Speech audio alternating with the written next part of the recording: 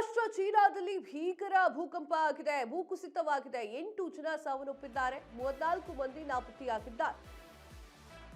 34 ಮಂದಿ ನಾಪತ್ತೆ. ನಿರಂತರ ಮಳೆಯಿಂದಾಗಿ ಚೀನಾದಲ್ಲಿ ಭೂಕುಸಿತ. ವಸತಿ ಪ್ರದೇಶದ ಮೇಲೆ ಕುಸಿದಂತಹ ಬೆಟ್ಟ ಒಂದು ಭಾಗ. ಭೀಕರ ಭೂಕುಸಿತಕ್ಕೆ ಹಲವು ವಸತಿ ಕಟ್ಟಡಗಳು ಧ್ವಂಸ. ನೋಡ್ತಾ ಇದ್ದೀರಾ, ನಮ್ಮ ದೇಶ ಅಲ್ಲ, ಬಟ್ ಪಕ್ಕದ ದೇಶ ಇದು. ಚೀನಾದ ಪರಿಸ್ಥಿತಿಯನ್ನ ನೋಡಿ ಯಾವ ರೀತಿಯಾಗಿದೆ ಅಂತ ಹೇಳಿ. ದೊಡ್ಡ ಬೆಟ್ಟ ಕುಸಿದು ಬಿದ್ದು 34 ಮಂದಿ ನಾಪತ್ತೆಯಾಗಿದ್ದಾರೆ.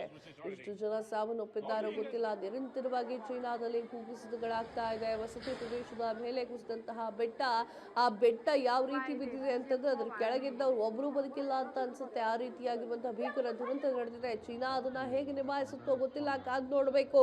ಚೀನಾದ ಸಾಕಷ್ಟು ಜನರು ಇಲ್ಲಿ ವಾಸವಾಗ್ತಾ ಇದ್ರು.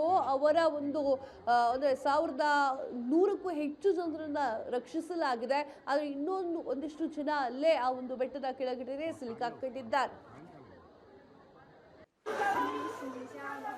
对了，这么多平安全部垮下来的，要那个坏货。